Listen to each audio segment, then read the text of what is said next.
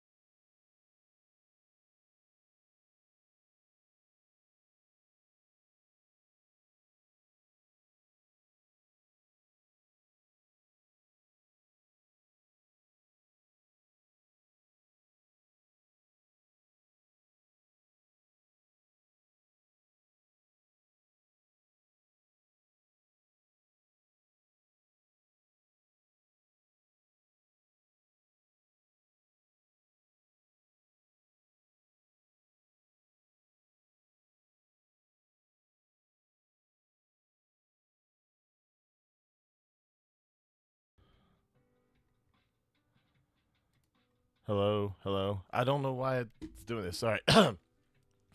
Good morning, everyone. Welcome to the Bear in My channel. I, as always, am your host, Alfie Animus here. I did it right the first time, damn it. All right, Associated Guess. I'm your host, Alfie Animus, here at the Bear in My channel. Today, movies. Apparently, there's a bunch of... What the... Does nothing love me today? I did not click on that. Okay. Alright, today I'm at my worst, I apologize. Let's see. Welcome to the Heavy Spoilers Show. Not heavy spoilers. Do we have the one with the actual leak? Welcome back, everyone. It's Charlie. There's a Spider-Man Brand New Day trailer that's been circulating around the past couple of days. I waited a while to do a video for it just to see if it was real or if it was taken down by Sony. But because it seems like they're going after the copies of it online the same way that Marvel is going after the Avengers Doomsday Captain America trailers that also made it out, then it makes it seem like the Spider-Man trailer is also authentic. So we will break it down. There's a whole lot going on. Okay.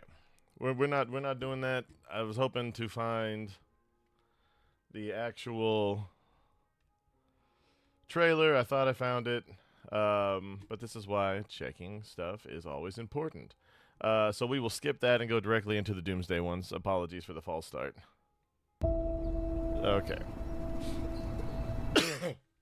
So from all the leaks and things that have been officially released, apparently Avengers Doomsday is going to be a direct sequel to Avengers Endgame. So two things. One, it looks like they're not only going to piss off all the hardcore fake Marvel fans who are big fans of Phase 4, 5, and I guess we're in 6 now, and effectively just kind of sloshing them around. I'm guessing there's going to be some kind of something kills the multiverse, and Shang-Chi, or probably not Kamala Khan, but Kamala Khan, Jesus, but someone's from Phase 4 or 5 introduced will be horribly murdered within the first 5 minutes. But also, they're also going to ruin Captain America's happy ending by making him the main character and completely destroying his good ending, and in turn, Iron Man's good ending at the end of Avengers Endgame. So, that being said, let's watch. I'm not happy about this. I will watch it, but I'm not particularly happy.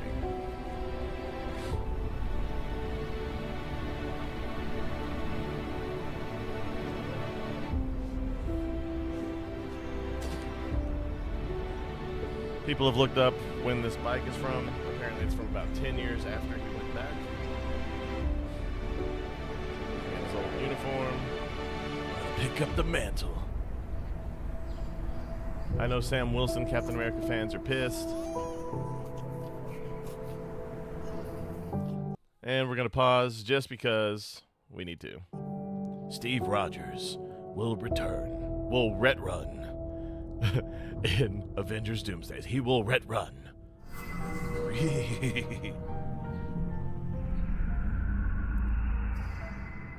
This is why I don't like this. This makes Doom look tiny. I know Robert Downey Jr. is not particularly tall, if I recall, but he's supposed to be an imposing character, and you're almost doing the same thing that you did with Apocalypse in the Fox Age of Apocalypse movie, or the X-Men Apocalypse movie. Hello, Captain America. Hello, Captain. Dumb. It's fucking dumb. It's dumb. It's horrible. I hate it. I don't like it. I don't like it. It's awful. I don't know what voice I was expecting, but not hello, Captain. Stuff.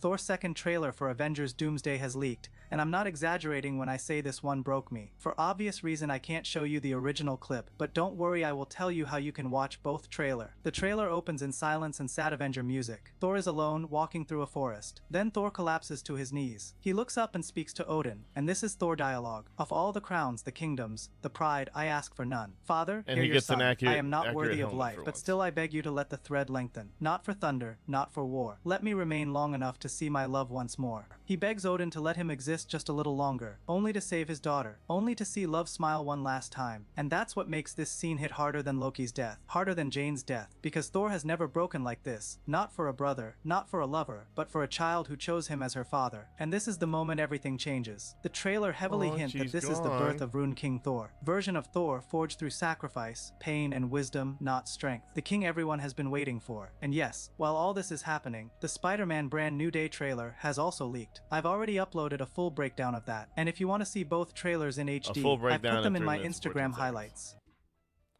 Okay. Wiles referred. So that's the thing that happened. So yeah, all these are leaking, and apparently it's going to leak all the way until, I think they said tomorrow or Monday, when they leak when they officially drop the actual trailer for a movie that's coming out in 1 year. I think it's too soon. I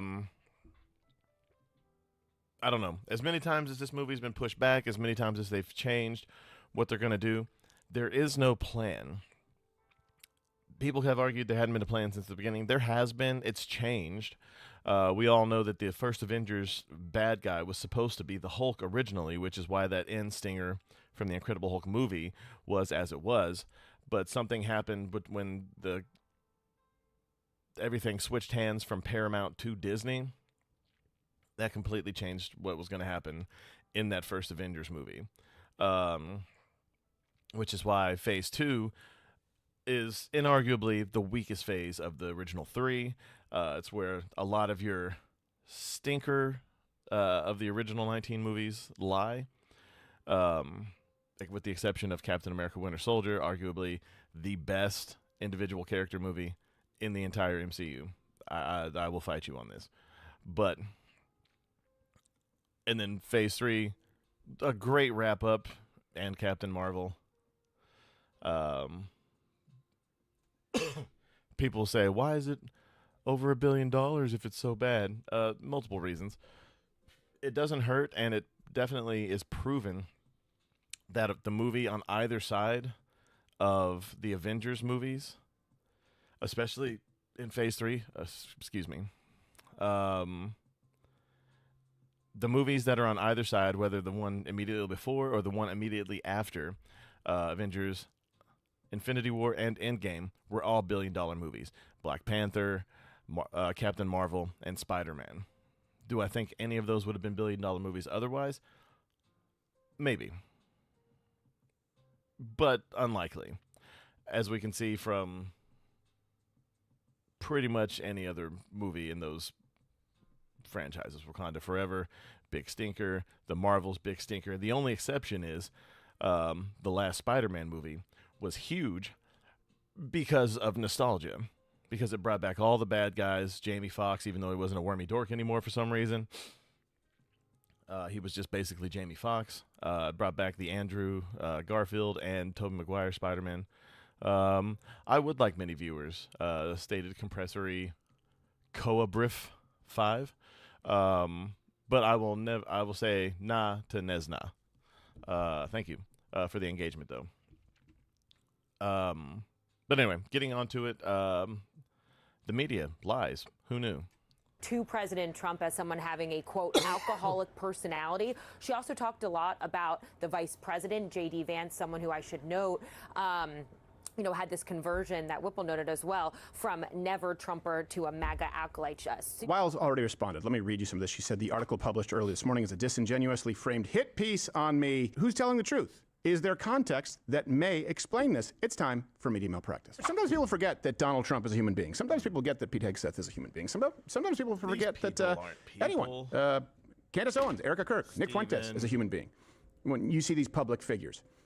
Legacy media Candace Owens definitely has thrived. It requires dehumanizing people with whom they disagree. And of course, the people with whom they disagree are those with traditional values, those who represent half of the country. You know, the half that elects presidents. They are corrupt. You know it.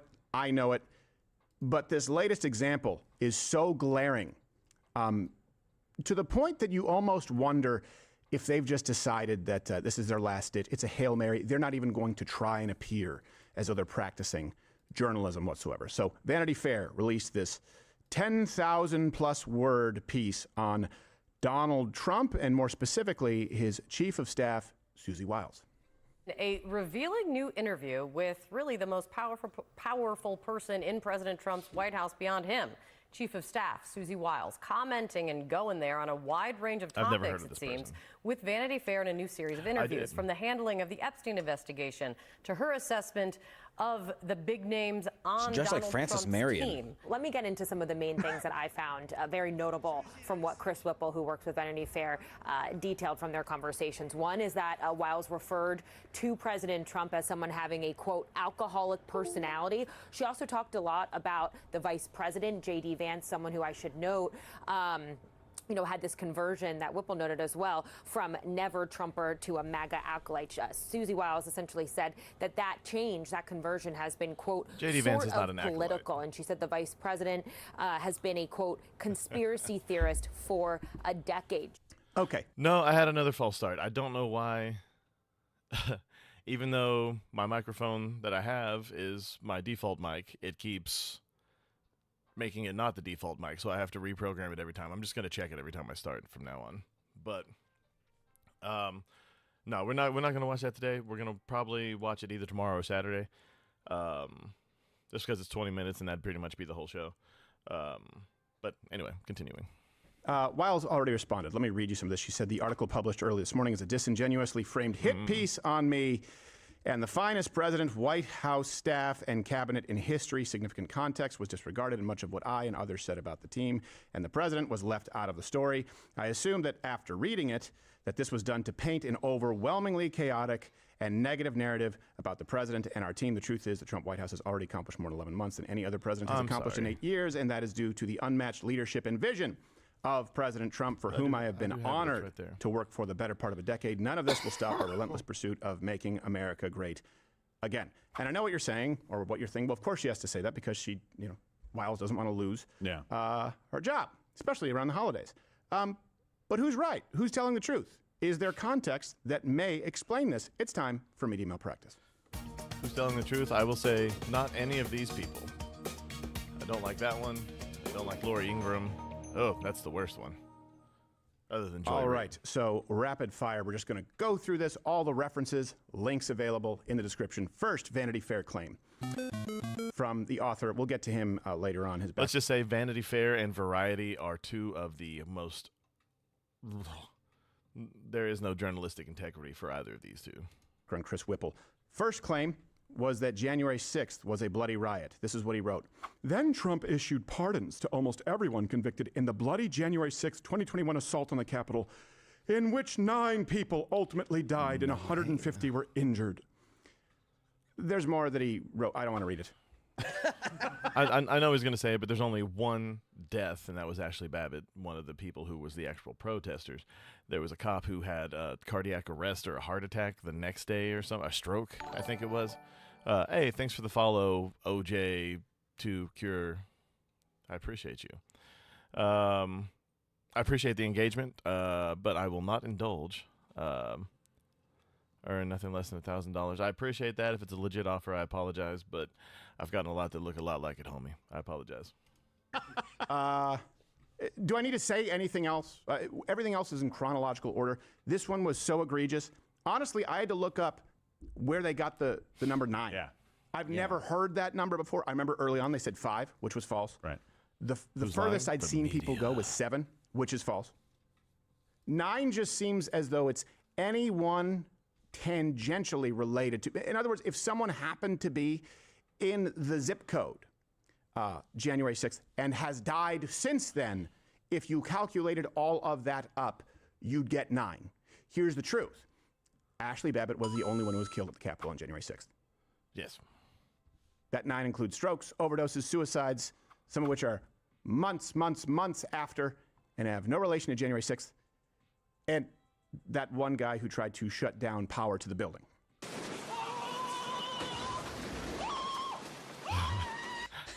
It's the best clip. Best I love clip how ever. they just lead off trying to reframe it as a bloody coup, where tons of people died. How many times do we have to sit through this? Do people really believe this anymore? Like, do you think their audience actually does? I don't know. I think some people out there actually do. Well, by 2040, at least a few people will have died of natural causes. True. Well, that's true. Yeah. It would be like doing an article on this show, let's say in 2050, and saying, and 4 people died at Ladderworth Crater. Like, well, one of them got AIDS later on because he was gay.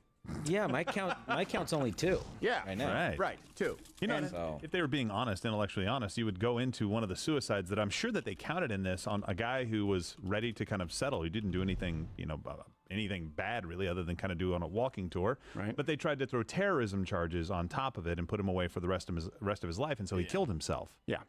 Maybe that would be something to bring up. Here's the next claim from Vanity Fair, that President Trump has an alcoholic's personality. Here's the quote. Trump, she told me, has an alcoholic's personality. Okay? Here's the truth. The context actually makes it clear that this was a compliment. So let me read you the context that was omitted. Some clinical psychologist that knows 1 million times more than I do will dispute what I'm going to say. This is, I believe, Wiles discussing this in the article, saying, but high-functioning alcoholics, or alcoholics in general, their personalities are exaggerated when they drink. And so I'm a little bit of an expert in big personalities. Trump has an alcoholic's personality. He operates with a view that there's nothing he can't do. Nothing. Zero. Nothing. It seems that that context is actually complimentary. And I think it's pretty well known that Donald Trump is a teetotaler. He doesn't drink at all. Right. As a matter, here's how you know it's true. No one's ever attacked him for being an alcoholic. No one's ever attacked him. As far as I know, no one's ever abusing seen alcohol. him. The left would use it, as they do with Pete Hegseth, trying to say he's a drunk because he got drunk one time at a hotel. So this and what's really crazy is you've never even seen a picture of him with like a martini or anything in his hand. I've never seen any, and I've gone through all the Epstein pictures and videos and everything, and I haven't seen anything. Well, everything that's released to the public. I haven't seen anything. Idea that anyone would buy this, it just tells you how little of an attempt there is for Vanity Fair to be accurate. And actually the opposite. They're deliberately lying to you. This isn't omission. This is a lie. So let me read it again. He operates with a view, like an alcoholic, that there's nothing he can't do. Nothing. Zero. Nothing. That sounds like Donald Trump, including taking on an entire Chinese gang alone. I cut the bottle. There's another one. Whoops. Whoops. In your eyes. Don't drink. I'm gonna come. Do you think that's a good idea? Don't worry. It gives him power. Here it comes. Get ready. A lot of drinking. I'm not used to it. Hey, look at that surprise. Oh, over you, little Chinaman. Bang. Kick. Another kick. Here comes the tie. Oh, elbow. Look, I'm feeling it. And block. Right elbow. Ooh, that hurts right on your toe. You ever stub your toe? Hit! I'm gonna break it. Look at that. You have no chance. I mean, it could be. Oh, this one here? Worth it. No, it's Was it? I don't know. I'm not sure. I'm not sure. Yes, Sometimes we're sitting here and we're just like, all right, just run the clip and we'll just dub it as Trump as a drunken Chinese master. And let's. Oh, yeah, no, I'm pretty sure that was Jackie Chan's Drunken Master. It's a great movie. I haven't seen it in a very long time, so if I'm wrong on that reference, let me know. But definitely watch that movie if you like any kind of martial arts. Jackie Chan in his early days was amazing. Jackie Chan was always amazing. See what happens. It was awesome. I don't think that's real. I don't think he really did that. No, that's the director's cut. Oh, okay. Yeah. Donald Trump was a director. That's his commentary. Yes. Oh. Look at this little Chinaman. Look what he does. Look, he moves very. The Peking Opera, they would, if you didn't jump over a table properly, they'd beat you and place you in a closet. They didn't get everything wrong. Some would say he's peeking on me. Next claim, unless anyone has more to add, and I think we've wrapped that one up. Yeah. And this one is really bad. That Sorry about all Charlie coughing. Kirk's assassination was just like the Reichstag fire. Oh, really? Charlie Kirk, here's the quote. Charlie Kirk's assassination in September turbocharged Trump's campaign of revenge and retribution. Critics have compared this moment to a Reichstag fire, a modern version of Hitler's exploitation of the torching of Berlin's parliament. Okay. That's retarded. Here's I'm the sorry. truth. First off, the comparisons to Hitler and the comparisons to Nazi, that's a big reason why Charlie Kirk was killed. Yeah. Through radicalized leftists, and we told you that, and you guys have kept doing it. But the real truth is the SS started said fire. Whoops. So unless there And that's the horrible thing. Charlie Kirk was not a Nazi. He was not a bad person. 95% of the things online that people are saying that he said are either taken completely out of context or just complete fabrications. He hasn't said any of them. And any of them that you find that he's said, any videos, again, 10, 20 seconds before and after, get the full context, and you will see that Charlie Kirk not only didn't hate anyone, really, maybe Nick Fuentes, but he actually wanted all these people inside the party. He wanted everyone into the Republican Party. He said that. There's video of him yelling at someone for saying that gay people have no place in the Republican Party. I mean, what do you want? And he didn't say that black women weren't intelligent or whatever the quote is. He said that 2, I think maybe 3 black women specifically were low capacity. He never said black women as a whole.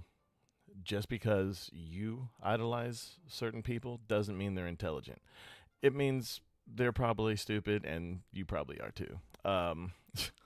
If they're stupid. If they're not, then whatever. But the 3 people questioned were awful. Michelle Obama. Anyway. they're implying that President Trump killed Charlie Kirk, it couldn't be less apt of a comparison. He did, President Trump, start a couple of fires, though. Oh, okay. I love That's hearing fun. Randy It's say just different fires. hot. I mean, just think about that. They just can't help themselves. Well, and it's not even something that the author is claiming. It's just saying, well, and some critics have said. It's like, well, you didn't even need to throw that in there. Like, what's the real point of throwing that in? Name the critics who've said that. It's such a cop-out. Yes, name them. I know. Give them to me. That being said, Donald Trump does that too. He does. Guarantee you'll Some see. people A lot say. of people Yeah, have I told know. me that Chris Whipple, oh, what a small penis he has. I say, I wouldn't know that unless you, but they say it. The people who've seen it say it. He's an angry little penis boy. I would never say that. That's what people tell me. I say, stop it. Is a Whipple nipple. Whipple, Whipple. Pumper third nipple, they call him. You know that was rough as a child, though. Come on. Of course it was. Maybe deservedly so now, Chris. Yeah, absolutely. You know what? Nerds can deserve to be beaten up. I was one of them. I Here's the fourth definitely claim did. I earned from Vanity Fair. every Again, punch all I the got. references available. Link I'd in the rather not description. have And by the them, way, but best I way to stay in touch, deserved it. download the Rumble app. Follow me there. Get out of these social media ghettos where they determine what you see and what you don't. Just follow me on Rumble. You get to see when we're live. Of It's course, already pretty weekdays, much there. 11 Just a.m. look at And sometimes YouTube we do during some special COVID streams, especially. special uploads. The claim is that ICE has arrested 170 Americans. Whoa. Man, that's big. Yeah, here's the truth. This writer, Whipple, Whipple, pumpkin, pumper, third nipple, whatever it is. Yeah, pumpkin nipples. Don't you hate when you can't remember your own pun? That was pretty That's good what when he you is. They first call said it, him and it sucked Pumpkinhead the with second time 'cause nipples. you He don't remember roams the earth with his nipples hanging from his horse, looking for his real nipple. Did he say This Israel writer got it from nipple? a ProPublica report, which in the report clearly states 72% of these people were held for interfering with ICE. You know, punching, kicking, screaming, committing assault, and the remaining 28% were questioned and released. You know, like someone who's questioned, arrested, or brought in for questioning regarding a crime, and they go, okay, you're free to go. Yeah. There you go. Yeah, and see that's how they bend statistics. Okay, yes, those numbers have been arrested, but you have to think, what for? No, anytime anyone says Israel, I say Israel. Like the country, like, is it real? Israel, like, this is real. Israel? Did someone say Israel? Candace Owens is tingling. But no, anytime someone says something fairly vague, always question it. Always look up the why and the how. And as Little John would say, the what? But just make sure, as he said, 70-some-odd% of those were people who were helping obstruct or resisting arrest. And the rest were people who were just questioned and released. And that's it. No American citizen has been deported, and any American citizen that was arrested was either released or deserved the shit. And let's face it, if they were in big blue cities, they were probably released too. So what they want you to believe is that 170 American citizens, have been arrested by ICE and had their rights violated, and perhaps you'll even fill in the blanks and think that they've been deported. The truth is, these were criminals who were committing assault and battery on ICE, or they were brought in for questioning, they were detained, and they were released. That's it. It's pretty simple. How does Vanity Fair get at this wrong? Well, I think you know the answer. Next claim, number 5 from Vanity Fair. That Because President they're Trump wants a regime change in Venezuela. It's not about drugs. He wrote, over lunch, Wiles told me about Trump's Venezuela strategy. He wants to keep on blowing boats up until Maduro cries uncle. Oh. I'm starting to... wait, he's writing that like a bad thing? Okay. Oh, yeah. And people way smarter than me on that say he will. Wiles' statement appears to contradict the administration's official stance that blowing up boats is about drug interdiction, not regime change. Here's the truth. You know, regime change might be a happy accident, but these are drug boats, which publications like Vanity Fair in the past tried to obfuscate. Remember that? Yeah. So here's some more context. Wiles didn't mince words. The president believes in harsh penalties for drug dealers. 100% drug boats. Whether or not you agree with whether or not we should be doing this, but these drug dealers and drug traffickers, okay, especially the Venezuelan variety, have been deemed terrorists. As far as I'm aware, they have been considered terrorists.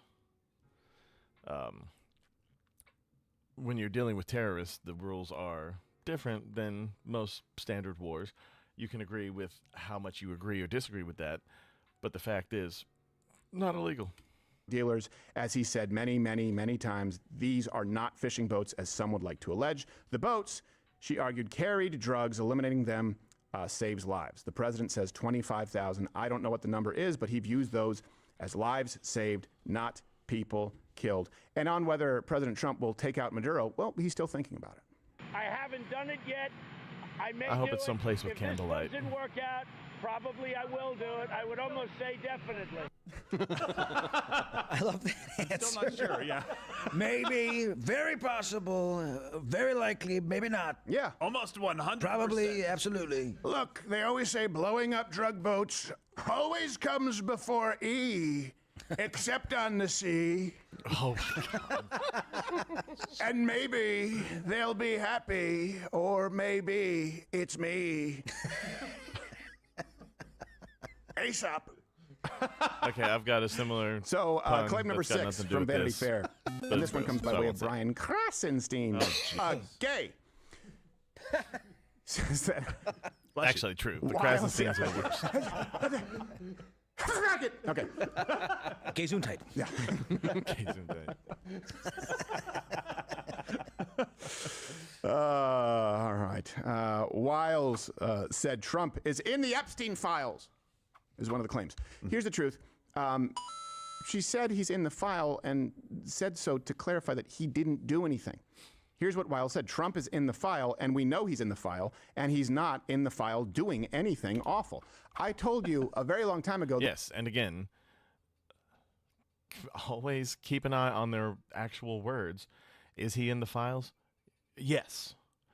But only to mention that Jeffrey Epstein hated Trump with a wild passion, as anyone would, who kicked him out of a place like Mar-a-Lago, which I'm sure a lot of his clientele or potential clientele were staying.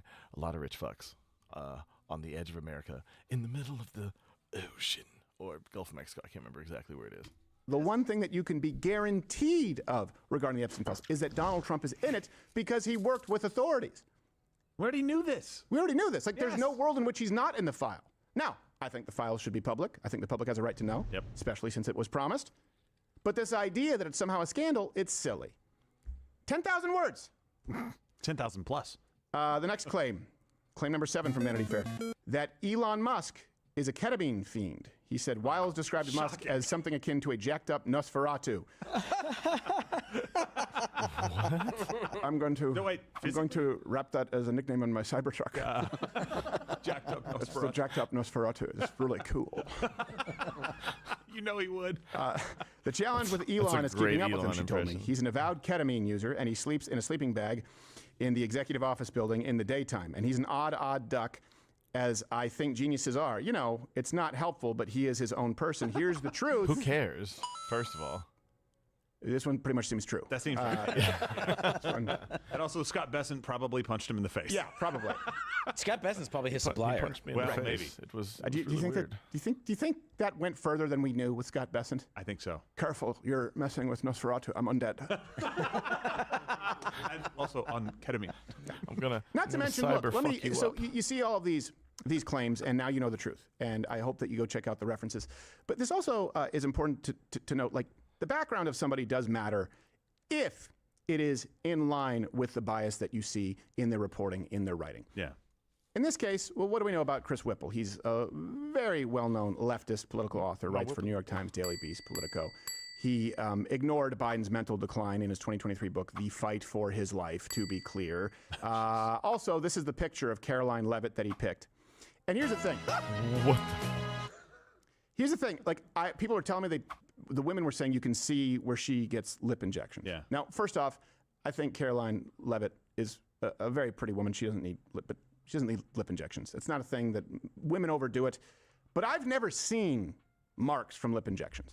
They would have had to proactively find this picture. And I know I have been to places where they have had before and after of women who get lip injections, right? A close-up, and you still don't see where the lip injections have taken place. Somehow, Vanity Fair accidentally picked that picture that, by the way, doesn't even look. Bring it back up. Does that look like Caroline Leavitt? No. Someone wouldn't recognize her. So how is that journalism? It's not.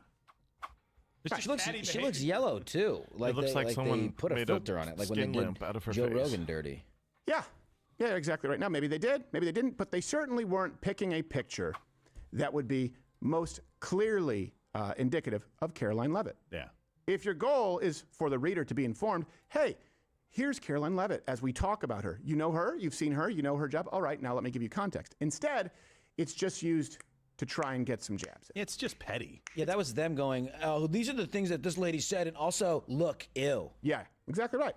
What do you think about this? Right. Like, okay. And when asked his thoughts about the article, President Trump had this to say. They don't know what the fuck they're doing. Do you understand that? You know what, I agree. Good point. A little crude, but I guess the point. That's one of my favorite presidential quotes ever. Oh, yes. And then my favorite presidential walk ever is him with the bandage on his ear walking out. Mm-hmm. Like, this guy has some, people use the term aura. He's got aura. And he's had some moments. He gets it all over everybody around him. It's my second favorite presidential quote of all time. What's your first? What's my first? It's President George. Hearing this outside my place. It's always funny hearing people who don't know how to use keys. Just lock the hand. Like if you're leaving a place, just lock the handle and close the door. Okay? Especially if you don't lock the bolt lock anyway, but I've never heard someone take so long to lock the hand lock with a key. It's hilarious. God bless the children. George W. Bush. Mm-hmm. You fool me once, shame on you. You fool me, you can't get fooled again. Yeah. Can't fool a fooler. Yeah. You can't fool a I do like. By the way, if you haven't looked it up, look. I'm pretty sure the Bush speak video is still on YouTube. Look it up. It's a hoot. Simpler times, man. I miss the only thing, like a few war crimes. Okay, whatever, you expect that from presidents, sure. Well, alleged war crimes, mostly on the part of Dick Cheney. George Bush is pretty much like the mayor of a small town. Okay, he's just a figurehead. He wasn't ever actually a thing. Just someone who got up there, danced around, said stupid things, hugged prime ministers for some reason. Very sexist. But my God, simpler times, dude. I like that one. My favorite is, are you gonna finish that? That was Taft. Oh. But we were asking this during the break. Taft, Grover Cleveland is the second most overweight president. That's what I said. Yeah. No, it isn't. No, it isn't. No, it isn't. Yes, it is. No, I said Garfield. My bad. Yeah, I was thinking you of were the cat. Arthur. I was thinking of the cat. Yes. With the lasagna and the Mondays. Yeah. And I was thinking of the cat that's a clock. Oh, you're still here? All right. I love these claim truths. They're always very informative and a lot of fun, too. I've put a few of these videos up that I thought were claim truths that turned out not to be the case. But anyway, guys, I very much appreciate y'all for stopping by. Again, sorry for the false start. I'm going to delete everything meta from my computer, and hopefully that will solve the problem.